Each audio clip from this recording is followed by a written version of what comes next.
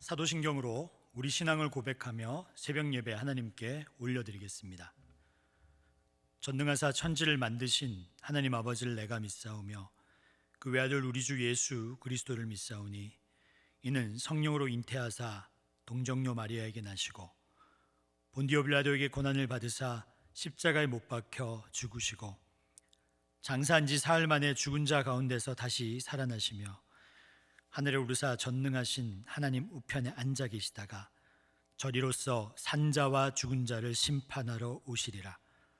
성령을 믿사오며 거룩한 공회와 성도가 서로 교통하는 것과 죄를 사여 주시는 것과 몸이 다시 사는 것과 영원히 사는 것을 믿사옵나이다. 아멘. 이 시간 우리에게 주시는 하나님의 말씀은 신명기 11장 22절에서 25절까지의 말씀입니다. 신명기 11장 22절에서 25절까지의 말씀입니다. 제가 받들어 공독하도록 하겠습니다. 너희가 만일 내가 너희에게 명하는 이 모든 명령을 잘 지켜 행하여 너희의 하나님 여호와를 사랑하고 그의 모든 도를 행하여 그에게 의지하면 여호와께서 그 모든 나라 백성을 너희 앞에서 다 쫓아내실 것이라. 너희가 너희보다 강대한 나라들을 차지할 것인즉 너희의 발바닥으로 밟는 곳은 다 너희의 소유가 되리니 너희의 경계는 곧 광야에서부터 레바논에까지와 유브라데 강에서부터 서해까지라. 너희 하나님 여호와께서 너희에게 말씀하신 대로 너희가 밟는 모든 땅 사람들에게 너희를 두려워하고 무서워하게 하시리니 너희를 능히 당할 사람이 없느니라. 아멘. 오늘 말씀을 위해서 함께 기도하시겠습니다. 하나님 아버지, 지금도 살아계셔서 역사하시는 신실하신 주님, 이 시간 찬양과 영광을 올려드립니다. 우리에게 신앙의 기준을 제시하시는 성령 하나님, 1년 365일을 주님을 의지하게 해 주시고 하나님 매 순간 우리의 믿음이 살아있게 해 주옵소서. 하나님, 돈을 버는 것보다, 유명해지는 것보다, 성공하는 것보다 내가 아침에 일어나는 순간 내가 하나님의 자녀라는 것을 기억하는 이 작은 일이 더 중요함을 깨닫게 하여 주시옵소서. 주님, 내일이 아니라 오늘, 지금 주님을 붙드는 새벽 예배가 될 수 있도록 주님 역사하여 주옵소서.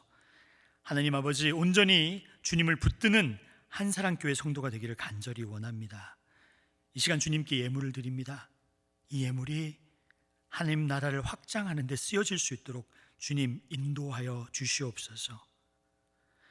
이 모든 말씀 예수님 이름 받들어 기도드립니다. 아멘. 할렐루야. 여러분, 제가 보이시죠?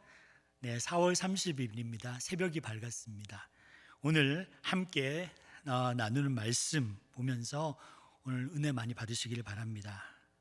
성도 여러분, New Normal이라는 말 들어보셨죠? 담임 목사님께서도 많이 말씀하셨는데 New Normal, 즉 New, 새로운 표준, 그리고 새로운 표준, 새로운 것이 일상으로, 이러한 말이라고 볼 수 있는데요. 이 말은 2008년도 글로벌 금융 위기 때 처음 등장한 용어입니다. 변화하는 시대, 새로운 기준들이 다가온다는 거예요. 근데 이 변화라는 것이 두려움을 내포하고 있습니다. 특히 코로나19 사태 이후 시대를 구저 시대라고 합니다. 자, 제 말씀을 한번 들어보세요. 구저, 저성장, 저물가, 저금리, 저투자, 저고용, 그리고 저소득, 저소비, 저출산, 저유가, 이렇게 9가지의 저를 들어보시니까 어떻게 돼요? 힘이 나요? 힘이 나지 않아요? 저는 해보니까 힘이 별로 나지 않습니다. 불안감이 밀려오는 단어들이에요. 여러분, 일반적인 사람은요, 열심히 살아서 집을 장만하죠. 그리고 자식을 대학을 보냅니다. 그런데 문제는 여기서부터요. 그럼 자식 대학 보내면 취직이 되고 결혼을 해야 되잖아요. 그런데 취직이 안 돼요. 결혼을 안 해요. 심지어는 있던 직장이 없어지기 시작합니다. 그리고 늘 나가던 교회마저 바이러스 때문에 문을 걸어 잠그기 시작합니다. 앞이 보이지 않는 시대, 그 시대가 갑자기 우리 삶으로 확 들어와 버린 거죠. 광야 생활을 하는 백성들이 가나안의 새로운 환경을 적응하듯이 우리의 삶 또한 이 뉴 노멀, 새로운 물결 앞에 놓이게 되었습니다. 여러분 어떻게 하시겠습니까? 이 새벽에 해답이 없는 시대. 근데 여러분 그 흐름을 읽어나갈 세 가지 신앙의 기준을 신명기 11장을 통해서 오늘 나누도록 하겠습니다. 첫 번째는요, 첫 번째 신앙의 기준, 믿음이 매일 살아있게 하십시오. 믿음이 매일 살아있게 하라. 제가 신명기 11장을 읽어나가면서 계속 마음에 걸리는 것이 있었습니다. 하나님께서 그 단어로 저를 계속 치셨어요. 어떤 단어인지 소개해 드릴게요. 신명기 11장 1절 말씀입니다. 그런즉 내 하나님 여호와를 사랑하여 그가 주신 책무와 법도와 규례와 명령을 항상 지켜라. 이 신명기는 순종을 이야기하는 책입니다. 제가 신명기를 읽어 나가는 중에 1절 말씀에 항상이라는 단어가 제 마음을 때렸어요. 하나님께서 이렇게 물어보시는 것 같았습니다. 너의 믿음은 항상 살아있느냐?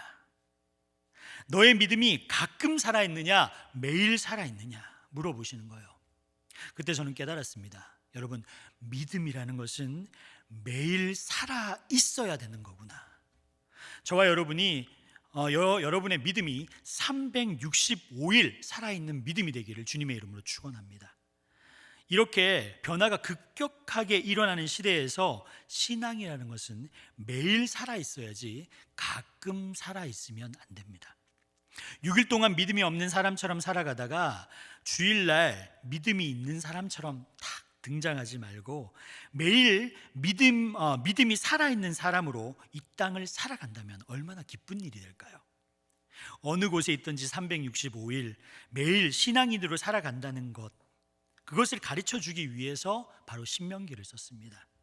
신명기 11장 12절 말씀을 읽어보겠습니다. 내 하나님 여호와께서 돌보아 주시는 땅이라 연초부터 연말까지 내 하나님 여호와의 눈이 항상 그 위에 있느니라. 1년의 첫날부터 마지막 날까지 하나님이 365일 돌봐주시고 계시기 때문에 우리도 365일 믿음이 있는 사람으로 살아가기를 원하신다는 겁니다. 하나님이 365일 졸지도 아니하시고 주무시지도 아니하시고 매일 돌보시면서 그 돌보심으로 그 사랑 안에 있는 우리라면 어떻게 해야 될까요? 하나님을 의지합니다. 그리고 주님을 찬송합니다. 매일 믿으며 믿음으로 살아가라는 부탁이 여러분 신명기입니다. 하나님의 돌보심은 1년에 일주일만 있는 것이 아닙니다.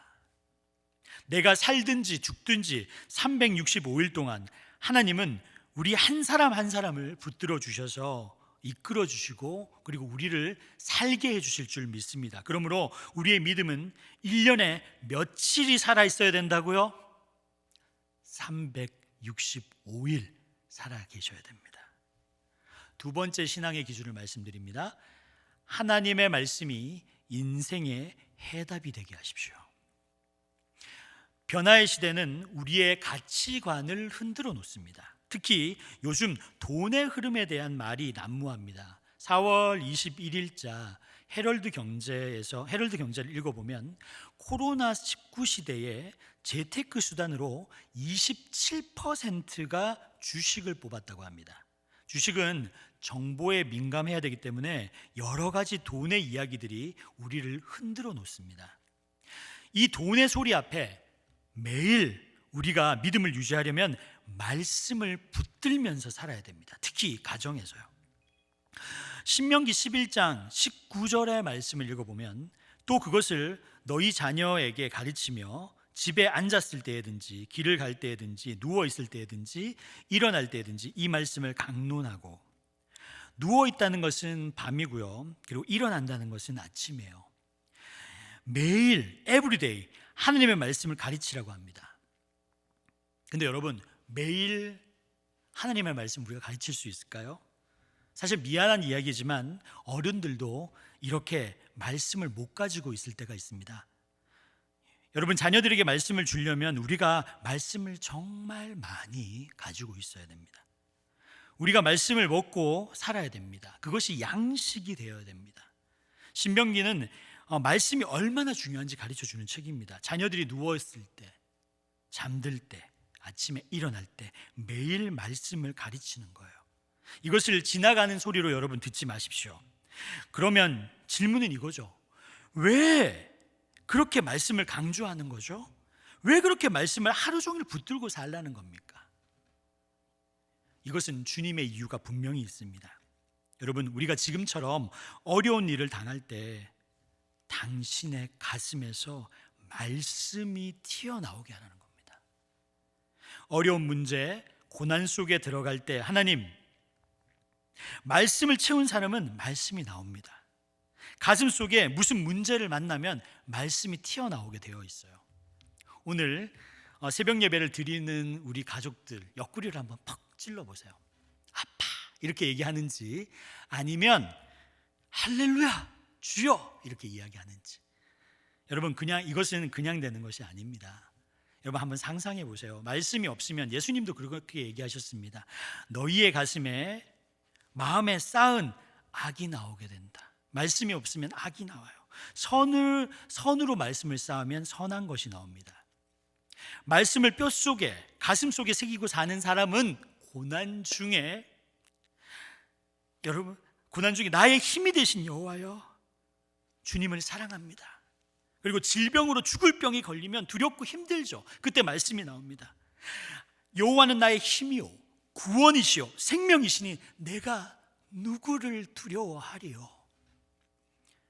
여러분, 우리의 자녀들이 고난을 당할 때 생각해 보세요. 그들의 가슴 속에 말씀이 튀어져 나온다면, 가슴 속에 나온다면 얼마나 아름답겠습니까? 여러분, 말씀이 있습니까? 성공했을 때 여러분이 교만해지는 것이 아니라 나의 나 된 것은 주님의 은혜로다. 하나님이 우리 안에 말씀을 그렇게 채우라고 하는 것은 이 말씀이 코로나19 중에 해답이 되기도 하고요, 그리고 성공할 때 나를 지켜주는 해답이 되기도 하고, 그리고 죽어갈 때 답이 되기 때문에 이 말씀을 뼛속까지 새기라고 신명기는 강조하고 있는 것입니다.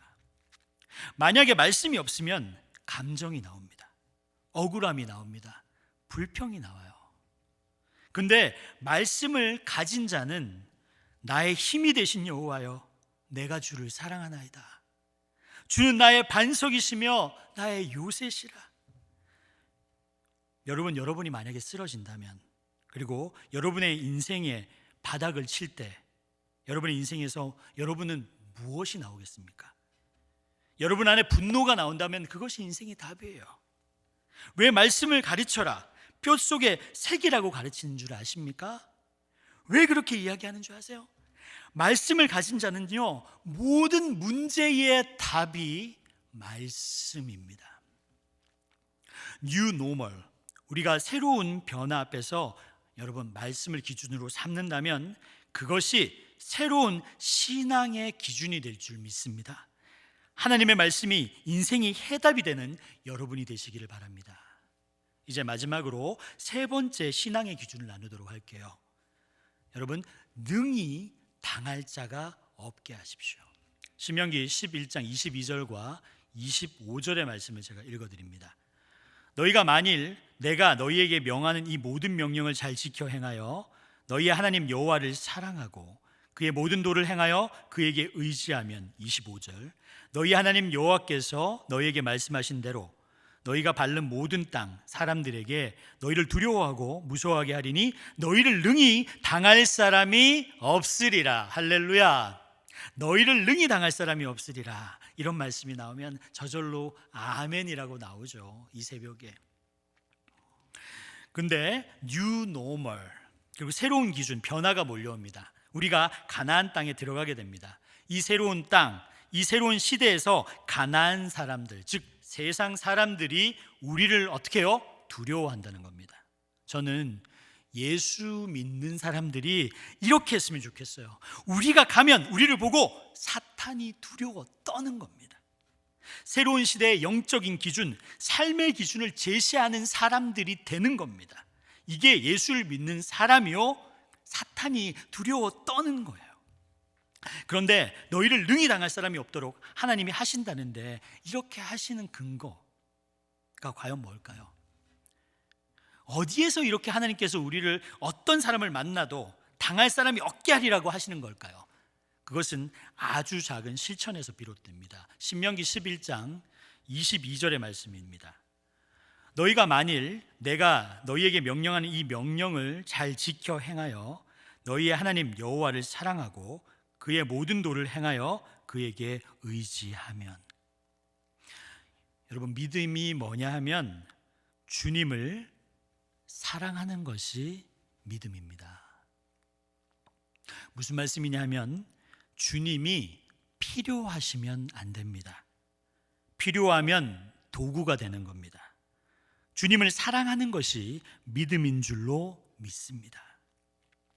사랑하기 때문에 여러분 순종하게 되는 거예요. 움직이게 되는 거예요. 그리고 순종하기 때문에 그분이 전능하신 하나님이기 때문에 365일 나를 돌보시는 그분이, 내가 그분을 의지함으로 당할 자가 없게 만드는 겁니다. 이 말은 여호와께서 주님을 의지하는 자에게 승리를 준비해 두셨다는 것입니다. 여러분, 요셉을 아시죠? 요셉은 종으로 팔려갔어도, 그리고 보디발의 집에서 매니저로 있기도 했고 감옥에 들어가기도 했습니다. 근데 요셉의 이야기를 읽다 보면 자주 나오는 구절이 나오죠. 요셉이 가는 곳마다 하나님이 요셉과 함께 하심으로.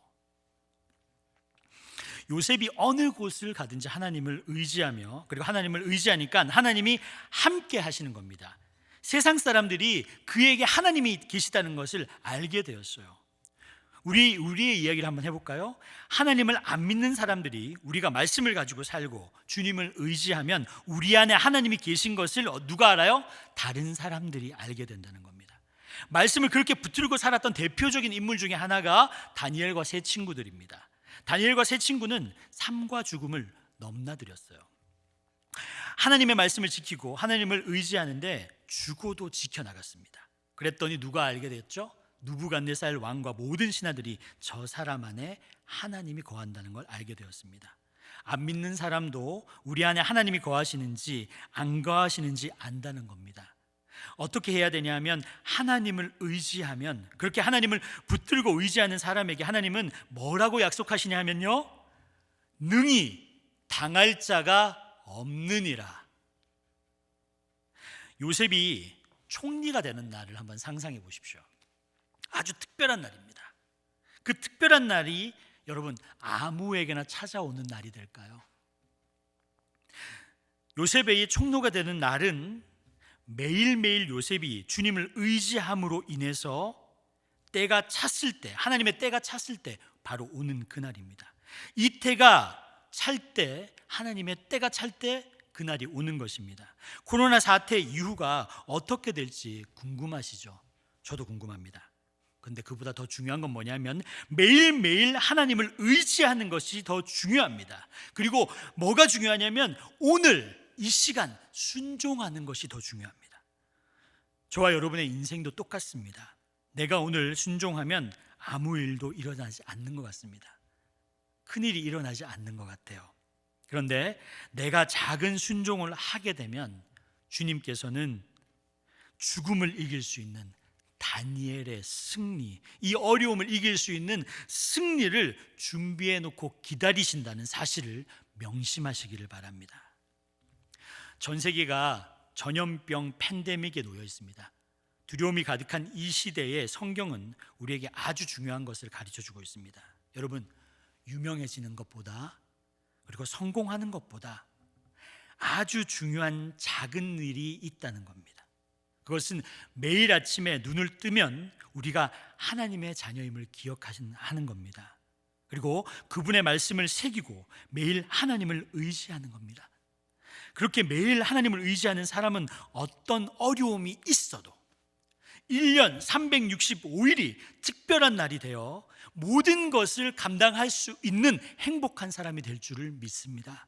하나님은 작은 순종을 살아가는 이를 위하여 푸른 초장을 예비하시고 때가 찰 때까지 다니엘의 승리를 준비해 두고 있다는 것을 명심하시길 바랍니다.